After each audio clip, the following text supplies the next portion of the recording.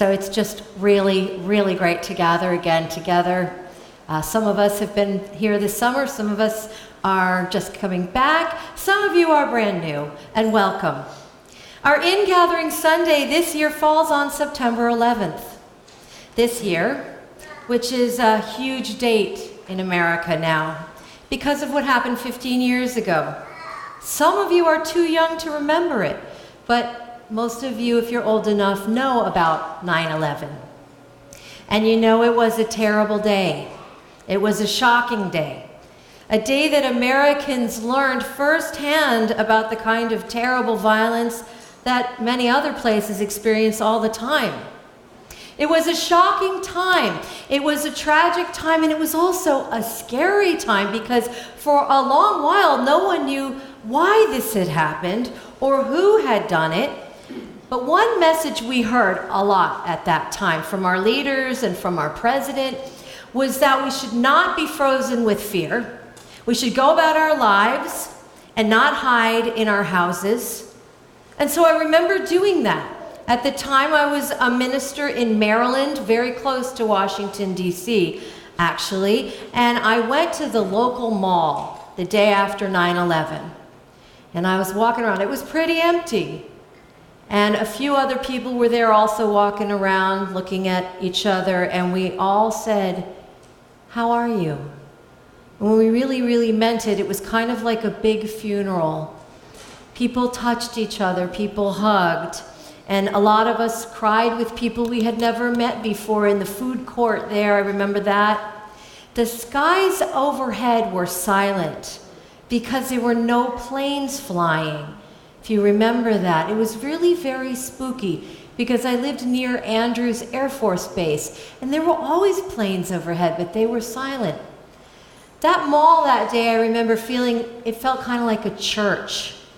We were really not there to shop, we were more there to be together in our fear. This had seemingly come out of nowhere. You know, in the movies, when something really huge is about to happen, you get warning music. You know, dun dun dun dun dun dun dun dun dun dun dun dun. Right? How many people know what that movie is from, or that music's from? Jaws. And you know when that music comes, you gotta hold on to your popcorn or your friend, or you're gonna get a blanket, or maybe if you're me, you have to leave the room, or you go like this, or you can fast forward because it's the movies. In life, we don't have that fast forward button. We don't get that warning music. Dun, dun, dun, dun, dun, dun, dun. That movie came out when I was a little girl, Jaws. Oh, movies are so much scarier now, but at the time, boys and girls, that was the scariest movie that we had ever seen, most of us. So this movie, Jaws, is about a great white shark on Martha's Vineyard, or in the water outside of Martha's Vineyard. The shark is a super villain. Although actually, you know, if you think about it, the shark's just doing what sharks do. So there's no need to take it personally. But this shark has been killing people, so they gotta go get him. So a bunch of men go out in a boat to look for the shark, and out with them is Police Chief Martin Brody. He's a really tough guy. He's played by Roy Scheider, and he's like a squint and a cigarette, and he's sort of, you know, like that, tough guy. And he's in the boat when they go out in this boat, and he's throwing bloody chum into the water. I don't really know, chum is like chopped up fish, and it will attract the shark, because again, they gotta get the shark. So he's out there and he's doing this, and you get the idea that he's done this before and he's not scared. But suddenly, and this is what was so scary in the movie, because there was no music. There was no musical warning. You just see this enormous shark come out of the water. It's the biggest thing you've ever seen. All you see is the head. And it's just, the thing is 25 feet, this shark. And this is where everyone in the movie theater screams. And Chief Brody staggers back in the boat, and he's completely shocked. He's blown away. And he turns around and he says to the captain, "You're gonna need a bigger boat." And everyone in the audience laughs just like you did, because yeah, you're gonna need a bigger boat.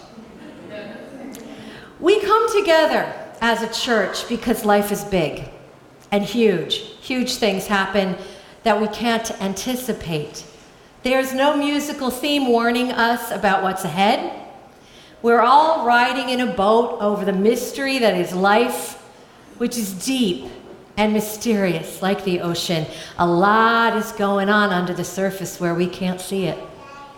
A lot of beautiful life and blessing and soulfulness deep down in there, and all of creation, and also some surprises and even shocks. The thing, though, that I really appreciate about that moment out in that boat, and it has stayed with me since I saw the movie in, I think, 6th grade, is that the police chief doesn't say, "Oh my God, I just saw the biggest shark ever, let's turn this thing around and get to shore, and Noah's going back in the water for like 70 years until we can make sure that shark is dead and has lived its full, span of life." He says, you're gonna need a bigger boat. We have to deal with this. Life is big and deep, and that's why it's important to build strong boats in the first place, so you can go out over deep waters and do big things and not be afraid. This is what we do as a church community.